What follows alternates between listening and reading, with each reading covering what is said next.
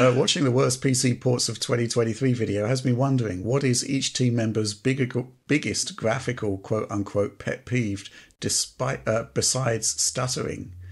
Wow. Well, Alex, didn't you just do a video last year, like 13 things that PC ports are getting wrong?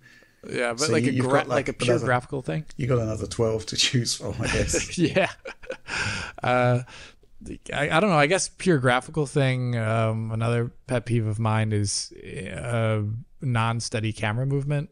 Oh, probably. So like if the camera moves at an uneven rate or a rate different than what the output refreshes, then I also have like huge lurches. You pointed that out in Jedi Survivor and Hogwarts, right? That's basically where there's a stutter, which is not a stutter from a rendering perspective, but the camera is moving out of sync with the update of the renderer. Yeah, and it happens a lot in games, I think, more so than people would think. It is something that developers wouldn't even necessarily notice because it's not a performance metric. Okay, interesting. John? I would say I would venture poor scaling in any game that uses pixel art. That is a huge pet peeve of mine. Where the pixels are either poorly filtered, too blurry, unevenly scaled, and this can manifest in many different ways. There was that news recently about the upgraded Sega Saturn version of Symphony of the Night, which got major fixes, takes advantage of the 4 meg RAM cart, but unfortunately they still couldn't fix the inherently poorly scaled background tile art, which is baked into the assets. That can't be fixed. Whereas other games, a lot of modern games, when they do retro collections, the way they scale the pixels to full screen just doesn't look good. Either it's a bilinear filter, bad CRT filters that don't look correct, shimmering due to uneven pixel scaling, so many things. It feels like this is when we discussed prior to the holiday where maybe I should make this like manifesto video like you did, Alex, but for like retro or classic style collections, because there's certain things that you just shouldn't do when releasing a game like that. And it keeps happening. And it's very frustrating. And I want to highlight the developers that have gotten this just right, because there's some that really nailed it. And those are the models we should be following. So.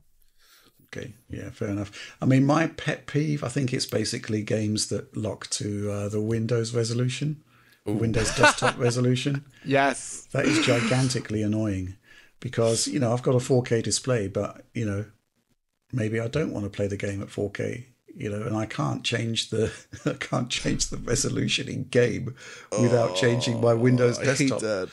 And also, by extension, the fact that you don't have access to refresh rates.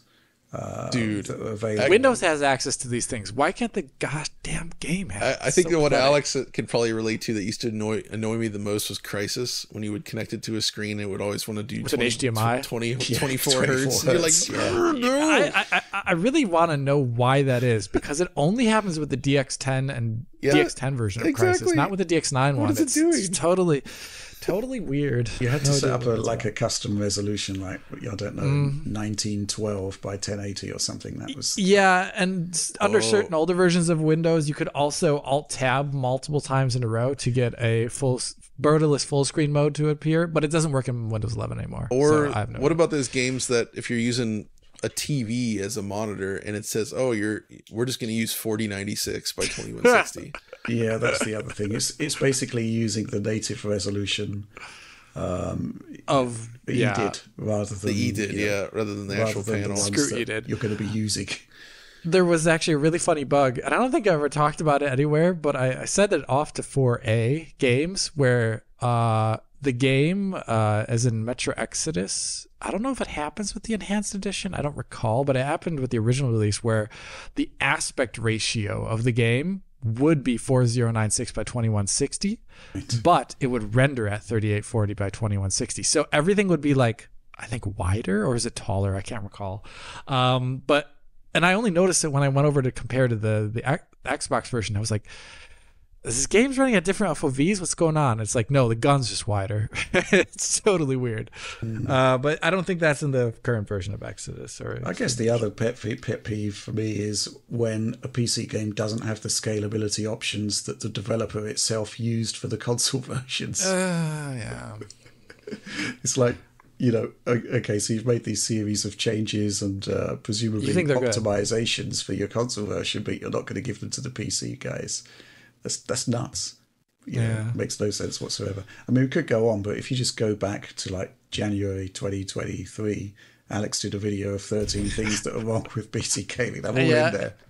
Yeah, there's ones that we even kept out, and this is not a graphically related one, but the nested launcher thing, it's becoming more and more relevant over time. Just launching a launcher. Yeah.